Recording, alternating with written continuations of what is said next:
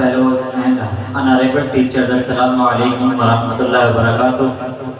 The topic significance of knowledge is given to me to discuss.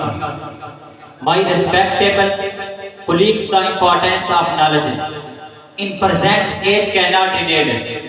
Allah Almighty says in His everlasting book, Holy Quran, can the scholar and ignorant be equal? No tell.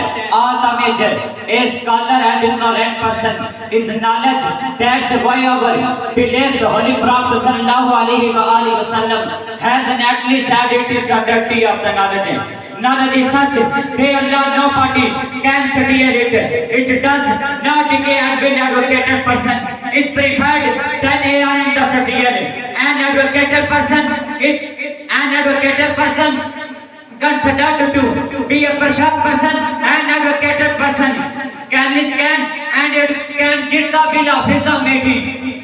Life can listen and present better. Can make his present better. Best of luck.